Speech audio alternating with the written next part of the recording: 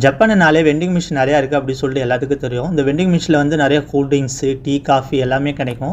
நம்ம ஊரில் மாதிரி நினச்சப்போ டீ கடையில் உட்காந்து டீ வேணும்னா குடிக்க முடியாது.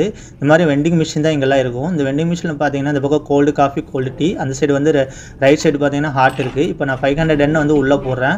இங்கே நான் சூஸ் பண்ணுறேன் நம்மளுக்கு என்ன தேவையோ அப்படின்னு நம்ம பார்க்குறோம். அதுக்கு முன்னாடி வந்து நம்மளுக்கு சுகர் எக்ஸ்ட்ரா வேணும், க்ரீம் வேணும், மில்க் வேணும் அப்படின்னு சொல்லி கீழே ப்ரெஸ் பண்ணிவிட்டு இப்போ எனக்கு ராயல் மில்க் டீ வேணுன்றதால அதை நான் ப்ரெஸ் பண்ணுறேன்.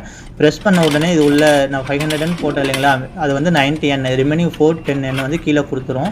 கீழே கொடுத்ததுக்கப்புறம் உள்ளே வந்து டீ ரெடி பண்ணிகிட்டு இருக்கோம். அதுக்கு தேவையான நம்ம சுகர் எக்ஸ்ட்ரா கொடுத்ததுனால சுகர் போடும், க்ரீம் வேணும்னா க்ரீம் போடும், மில்க் எக்ஸ்ட்ரா கொடுத்ததுனால எல்லாம் போட்டுட்டு அதை வந்து ரெடி பண்ணிகிட்டு இருக்கு உள்ளே.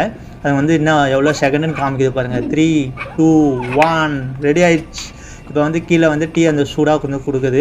அதை நம்ம எடுத்துகிட்டு டீ வேணும்னா நம்ம குடிச்சிக்கலாம். ஸோ அடிக்கிற குளிருக்கு சூடான டீ குடித்தா தான் நல்லாயிருக்குன்னு குடிச்சிட்டு வீட்டுக்கு கிளம்பிச்சு. இந்த வெண்டிங் மிஷினை பற்றி நீங்கள் என்ன நினைக்கிறீங்க அப்படின்னு சொல்லி கமெண்ட் பாக்ஸில் மறக்காமல் கமெண்ட் பண்ணுங்கள்.